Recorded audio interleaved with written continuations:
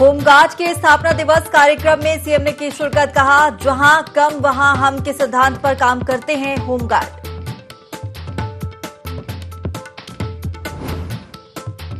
जिला अस्पताल पौड़ी में स्वास्थ्य मंत्री धन सिंह रावत ने किया डायलिसिस यूनिट का उद्घाटन, मरीजों का भी जाना हाल।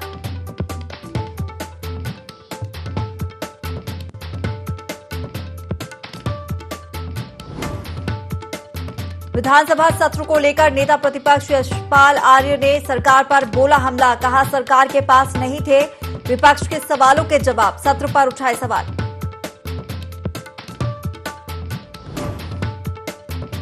देहरादून के डीएम ने लगाया जनता दरबार, जनसुनवाई में कुल 116 शिकायतें मिली, जल्द निपटारे के दिए आदेश।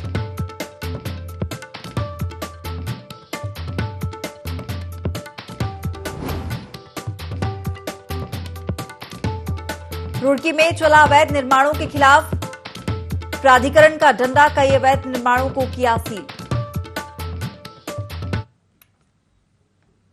नमस्कार, बहुत स्वागत है आपका देवभूमि लाइव के इस खास बुलेटिन में। मैं हूं आपके साथ हिमांशा मेहता। बुलेटिन की शुरुआत करेंगे खबरों के साथ। केंद्रीय रक्षा राज्य मंत्री अजय भट्ट लालकुआं पहुंचे, जहां उन्होंने नैनीताल दुग्ध उत्पादक सहकारी संघ लालकुआं के प्रशासनिक भवन का निरीक्षण किया। इसके पश्चात उन्होंने डेयरी प्रशिक्षण संस्थान में आयोजित कार्यक्रम में प्रतिभाग करते हुए केंद्र सरकार के सहयोग से स्थापित डेयरी विकास कार्यों की जानकारी ली। इस दौरान उन्होंने कहा कि केंद्र सरकार के स्पेशल कंपोनेंट प्लान के तहत दुग्ध का अत्याधुनिक प्लांट स्थापित होने जा रहा है, जिसमें पहली किस्त के रूप में धनराशि भी प्राप्त हो गई है, जिसका कार्य जल्द शुरू किया जाएगा।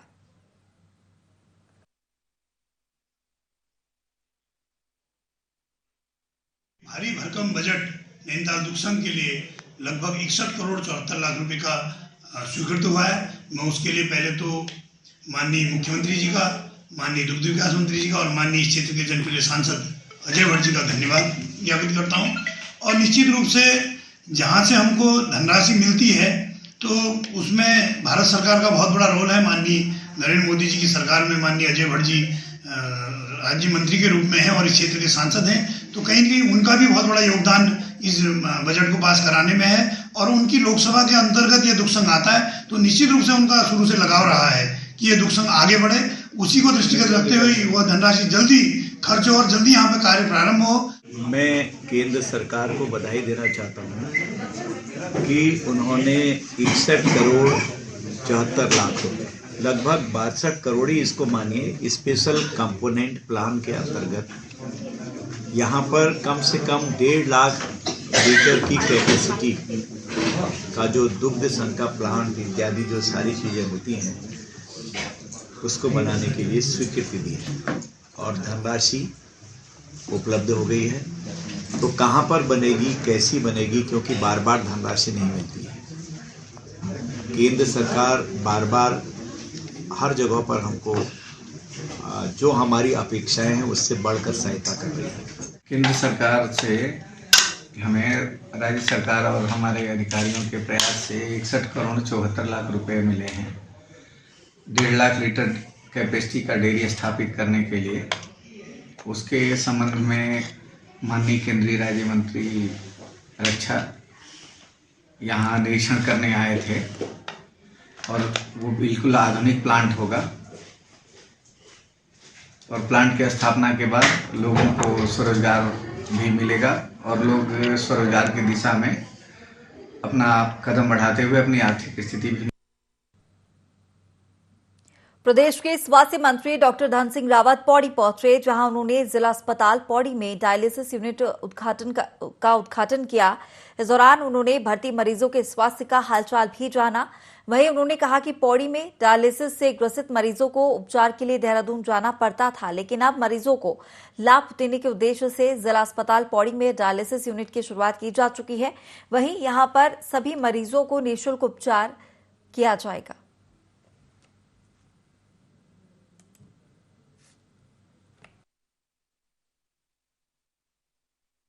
सर्वप्रथम माननीय मंत्री जी का बहुत बहुत धन्यवाद ज्ञापित करता हूं कि उन्होंने पौड़ी के लोगों की, हम लोगों की मांग को जल्दी स्वीकार किया और उनका प्रयास रहा कि यहाँ पर इतनी जल्दी जो है डायलिसिस सेंटर और ये जो खुला है, यूनिट खुली है, ये सबके लिए लाभ मिलने वाला है। और उनकी जो है बड़ा अच्छा निर्णय रहा कि उन्होंने बहुत जल्दी इस पर काम किया कि अब पौड़ी जिले में कोई भी डायलिसिस का अगर मरीज आता है तो उसको यहाँ पे निःशुल्क सुविधा दी जाएगी। उसका आना जाना भी फ्री है और आज इसका विधिवत लोकार्पण किया गया है। मैं विधायक जी का भी धन्यवाद दे रहा हूँ कि उनका बहुत आग्रह था कि पौड़ी जिले में जल्दी होना चाहिए, तो आज विधिवत रूप से शुरू हो गया है। और आज देख भी रहे आज की 3 मरीज यहाँ पे। उत्तराखंड सरकार की एक सबसे बड़ी उपलब्धि है। नेता प्रतिपक्ष यशपाल आर्य ने उत्तराखंड विधानसभा सत्र 2 दिन में ही खत्म करने को लेकर एक बार फिर सरकार पर हमला बोला। उन्होंने कहा कि सरकार चाहती ही नहीं थी कि सत्र ठीक से चले, क्योंकि सरकार के पास विपक्ष के सवालों का जवाब नहीं है और सरकार का रवैया इस समय गैर जिम्मेदाराना है। साथ ही उन्होंने कहा कि सरकार बेबस और अधिकारी बेलगाम है। सरकार की मानसिकता और नीयत कैसी है, ये इस बात से साफ हो गया है कि विपक्ष और विधायकों के सवालों का जवाब देने में नाकाम सरकार ने सत्र 2 दिन में ही पूरा करवा दिया। कार्य मंत्रणा समिति की सिफारिशों का लागू न होना बहुत ही दुर्भाग्यपूर्ण है। सरकार की नीयत, सरकार की मंशा, सरकार की मानसिकता, सरकार का मंतव्य पर प्रश्न चिन्ह खड़े हो रहे हैं। आखिरकार 2 दिन में सत्र को समाप्त करना, अनिश्चित काल के लिए स्थगित करना, इसकी वजह क्या है? सरकार गंभीर सवालों से बचना चाहती थी, भाग रही थी सरकार, उसके पास जवाब नहीं थे, उनके पास कोई ठोस 9 महीने के कार्यकाल में कोई ठोस उनकी कोई योजनाएं फली दिखाई नहीं दे रही थी। वो जो उन्होंने कहा था वो उसको पूरा नहीं कर पा रहे थे। कानून व्यवस्था पूरी तरह चरमरा चुकी है, ध्वस्त हो चुकी है। 310 के तहत सदन में हमने रोजगार व्यवस्था पे बड़े भारी प्रश्न सरकार से पूछे और जिस हल्के अंदाज में के जवाब दिए, उस सरकार का एक जो नज़रिया, ढीला नज़रिया है रोजगार के प्रति, युवाओं के प्रति, उसको साफ दर्शाया। तो बड़ा उदासीन उनके जवाब थे और व्यंग, उनको ये सब व्यंगपूर्ण कृत्य लग रहे थे जितने हमने व्यवस्थाओं के प्रश्न उठाए थे। लेकिन असलियत ये है कि चाहे अधीनस्थ चयन सेवा आयोग हो, लोक सेवा आयोग हो, एक भर्ती भ्रष्टाचार माफिया जो संरक्षित है प्रदेश की बड़े नेताओं के द्वारा, उसको पूरे जो स्कैम है उसको अनावृत करने में सरकार कहीं ना कहीं डर रही है और सहम गई है। जिलाधिकारी सोनिका की अध्यक्षता में ऋषिपर्णा सभागार देहरादून में जनसुनवाई का आयोजन किया गया। वहीं जनसुनवाई में कुल 116 शिकायतें प्राप्त हुई, जिनमें अधिकतर शिकायत भूमि और अतिक्रमण संबंधी प्राप्त हुई। इसके अतिरिक्त पेंशन, रोजगार दिलाने, भरण पोषण, वित्तीय धोखाधड़ी, पेनल्टी माफ करने, सड़क निर्माण, आपसी विवाद, प्रधानमंत्री आवास योजना के अंतर्गत मकान दिलवाने आदि शिकायतें प्राप्त हुई। इस दौरान जिलाधिकारी ने अधिकारियों को निर्देश देते हुए कहा कि प्राप्त समस्याओं का जल्द ही निराकरण किया जाए। 16 के करीबन अभी तक हमारे पास कंप्लेन आई थी और वही मिक्स था, कुछ पानी से, कुछ बिजली से और कुछ ज़मीन पे अतिक्रमण कर दिया है उसके ऊपर। तो सभी का जैसे हम करते ही हमेशा, सारे अधिकारी यहीं उपस्थित रहते हैं, तो कोशिश करते हैं तत्काल निस्तारण हो जाए। और कुछ क्योंकि लॉन्ग डिस्प्यूट्स हैं, लॉन्ग पेंडिंग डिस्प्यूट्स हैं, तो उनका फिर अलग से हम SDMs को बता देते हैं कि उन्हें निस्तारण करें। कुछ कंप्लेंट्स ऐसी हैं जिनमें हमारे पास रिपोर्ट आ जाती है, लेकिन जो कंप्लेनेंट होता है वो बहुत ज़्यादा उससे संतुष्ट नहीं होता है। तो ऐसे कुछ मामले होते हैं जो रिपीटेडली आते हैं हमारे पास, और क्योंकि अधिकारी के हिसाब से उन्होंने अपनी तरफ से निस्तारण उसका कर दिया होता है, तो उसमें फिर हम किसी और को जांच के लिए कहते हैं, जिससे कि उसका निस्तारण और वो संतुष्ट भी हो जाए। होमगार्ड स्थापना दिवस के मौके पर उत्तराखंड में जवानों ने रैतिक परेड का आयोजन किया। कमांडेंट जनरल केवल खुराना के साथ मुख्यमंत्री पुष्कर सिंह धामी ने परेड का निरीक्षण किया। इस दौरान नागरिक सुरक्षा संगठन की झांकी भी शामिल रही। वहीं होमगार्ड जवानों ने कई तरह के करतब भी दिखाए। सीएम धामी ने इस मौके पर कई घोषणाएं भी की। दिवस के अवसर पर सभी हमारे अधिकारी गणों को, सभी हमारे जवानों को, उनके सभी पारिवारिक जनों को बहुत शुभकामनाएं देता हूं, बहुत बधाई देता हूं। हमारे प्रदेश के अलावा अन्य प्रदेशों में भी उनके द्वारा अपना योगदान लगातार दिया जाता है और आज धीरे धीरे जो होमगार्ड्स हमारा पूरा महकमा है वह धीरे धीरे आगे बढ़ रहा है और बहुत अच्छा प्रदर्शन आज यहाँ पर उनके द्वारा किया गया है। बहुत सारे प्रयास उनके द्वारा किए जा रहे हैं। तो निश्चित रूप से आज जो मैंने घोषणाएं की हैं उन घोषणाओं के माध्यम से कहीं न कहीं उनका सभी का प्रोत्साहन होगा। हम इसके प्रति कृत संकल्पित हैं कि हमारे जितने भी इस प्रकार के सेवा देने वाले डिपार्टमेंट हैं उन सभी का प्रोत्साहन हो, उन सभी को आगे बढ़ाया जाए। उस दिशा में हमारी सरकार निरंतर काम करेगी। ये होमगार्ड्स का पूरे भारतवर्ष में रेजिंग डे है, होमगार्ड्स का और सिविल डिफेंस का। इस पे माननीय मुख्यमंत्री जी यहाँ पे आए, परेड का निरीक्षण किया और इसमें हमने उत्तराखंड होमगार्ड में पहली बार एक पहल ऐप का भी शुभारंभ किया है जो होमगार्ड्स की मेंटल हेल्थ के लिए है। उसको माननीय मुख्यमंत्री जी ने आज उसको लोकार्पण किया है। साथ ही साथ जो उन्होंने 4 घोषणाएं भी की हैं तो माननीय मुख्यमंत्री जी ने स्वीकृति प्रदान की है और इसमें 330 जो महिलाएं जो हैं उनको इसमें होमगार्ड्स में सम्मिलित किया जाएगा। साथ ही साथ एक जनपद से दूसरे जनपद में जब ड्यूटी लगती है होमगार्ड्स की तो उनके लिए जो भोजन भत्ता है सभी होमगार्ड्स के लिए वो 180 रुपये का प्रावधान किया गया है। इसके अलावा जो है जो आज मोटरसाइकिल दस्ता था उसका आज हम लोगों ने एक शुभारंभ किया है। तो पूरी उम्मीद है कि जो माननीय मुख्यमंत्री जी ने घोषणाएं की हैं उन सब से हम लोगों को पूरे होमगार्ड डिपार्टमेंट को बहुत ज़्यादा लाभ मिलेगा। उच्च शिक्षा मंत्री डॉक्टर धन सिंह रावत ने कहा कि राज्य के हर जनपद का अपना इतिहास है। ऐसे में बच्चे अपने जनपद के इतिहास से वंचित न रहें, इसके लिए हर जनपद के इतिहास से जुड़ी पुस्तक प्रकाशित की जाएगी। आगे उन्होंने कहा कि उत्तराखंड राज्य नशा मुक्त बने, इसके लिए भी सभी विभाग समन्वय बनाकर आम जन को भी जागरूक करें। क्षेत्र भ्रमण के दौरान पौड़ी पहुंचे उच्च शिक्षा मंत्री डॉक्टर धन सिंह रावत ने सोमवार को कलेक्ट्रेट सभागार में विभागीय अधिकारियों की बैठक ली। इस दौरान उन्होंने कहा कि स्वास्थ्य सेवाओं को और बेहतर बनाने के लिए सरकार हर संभव प्रयास कर रही है। उन्होंने दूरस्थ ग्रामीण क्षेत्रों में स्वास्थ्य शिविर आयोजित करने के निर्देश स्वास्थ्य विभाग के अधिकारियों को दिए हैं।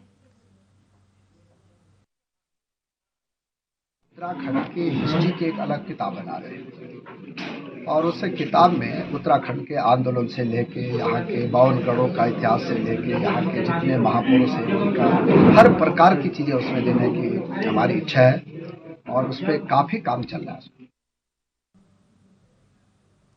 खटीमा एसडीएम रविंद्र बिष्ट के निर्देश पर अतिक्रमण हटाओ अभियान चलाया जा रहा है। वहीं जिन व्यापारियों ने रोड पर अतिक्रमण कर दुकान लगाए थे उन पर प्रशासन ने सख्त रवैया अपनाते हुए उनका सामान जब्त कर लिया है।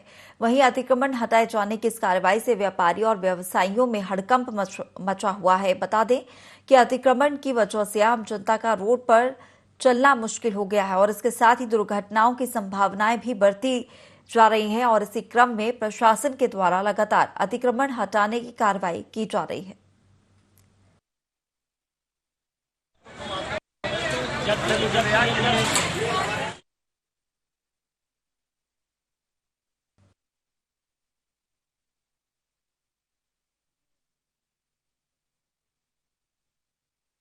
हम एक सप्ताह से कार्रवाई कर रहे हैं। जो एक रंजा रोड में अभी फिलहाल हमने यहाँ जो भी अतिक्रमण करते हैं उनका सामान जब्त कर लिया गया है और इनको सामान हम वापस भी नहीं करेंगे क्योंकि बार बार चेतावनी देने के बाद भी ये बाज नहीं आ रहे हैं। तो लिहाजा ये जो हमारा अभियान है अतिक्रमण हटाओ अभियान लगातार जारी रहेगा।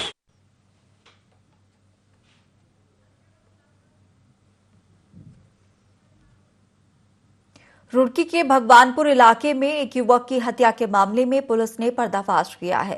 एसएसपी अजय सिंह ने बताया कि 1 दिसंबर को 4 आरोपियों ने युवक की हत्या कर शव को अनाज की टंकी में छुपा दिया था और फरार हो गए थे। बाद में पुलिस ने मर्ग कायम कर हत्या के आरोपियों की तलाश की। पुलिस ने 4 दिसंबर को चारों आरोपियों को गिरफ्तार कर लिया। आरोपियों ने बताया कि रुपयों के लेन देन पर युवक की हत्या की गई थी। बता दें कि आरोपियों पर 25,000 रुपए का इनाम घोषित था। भगवानपुर से सूचना प्राप्त हुई थी थाने को कि जो है एक जो है शव जो है टंकी में जो रखा हुआ है जो अनाज की टंकी में है और वो किराए पर कुछ लोग रहते थे जो वहां से फरार है। इस सूचना पर समस्त पुलिस बल और अधिकारियों द्वारा रात को विजिट की गई और अभियुक्त के और मृतक की शिनाख्त के पूरे प्रयास किए गए। जो देर रात्रि शिनाख्त हुई कंपनी में कर्मचारी था, तो इसके बाद पूछताछ में सब चीजें आई कि पैसे वापस ना करने पड़े जो विक्टिम से लिए गए थे, जो मृतक था, इस कारण से एक राय होकर मारा गया। इसमें 3 लोग, इसमें जो 4 लोग की गिरफ्तारी और मृतक से जो पैसे लिए गए थे, जो उसमें से 1,10,000 रुपए बरामद भी हो गए हैं। साथ ही साथ मोबाइल फोन और कुछ डॉक्यूमेंट्स भी मिले हैं जो पूरे घटनाक्रम से जो कनेक्टेड हुए हैं। सैनिक कल्याण मंत्री गणेश जोशी देहरादून के गुनियाल गांव पहुंचे। यहां उन्होंने सैन्य धाम में चल रहे निर्माण कार्यों का निरीक्षण किया और निर्माण कार्य की प्रगति की जानकारी प्राप्त की। इस मौके पर संबंधित कार्य एजेंसी को समय सीमा में कार्य पूरा करने के निर्देश दिए। मंत्री जोशी ने कहा कि 4 धामों की तरह सैन्य धाम को भव्य रूप दिया जा रहा है।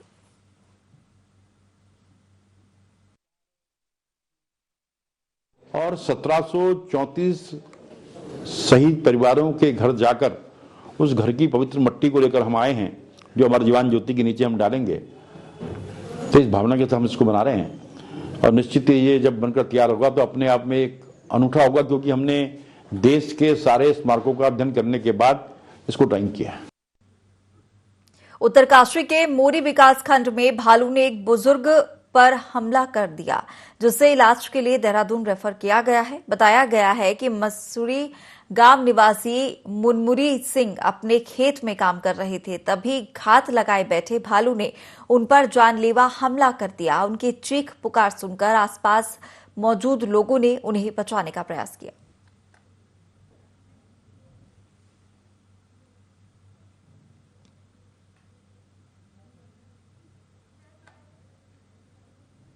धारचूला सीमांत पर नेपाल की ओर से पत्थरबाजी की गई थी। साथ ही एक मजदूर के सिर पर हमला किया गया, जहां भारतीय तटबंध कार्य किया जा रहा था। इससे आक्रोशित व्यापार मंडल ने अब सीमा पुल को 3 घंटे तक बंद रखा और संयुक्त मजिस्ट्रेट को चेतावनी दी है कि 3 दिन के अंदर कार्रवाई नहीं की गई तो व्यापारी सभी अंतर्राष्ट्रीय पुलों को बंद कर नेपाल के खिलाफ आंदोलन करेंगे। वहीं संयुक्त मजिस्ट्रेट दिवेश शास्त्री धारचूला ने बताया कि वे लगातार नेपाल प्रशासन से बातचीत कर रहे हैं और जिलाधिकारी से मुलाकात कर पत्थरबाजों पर कार्रवाई की मांग करेंगे।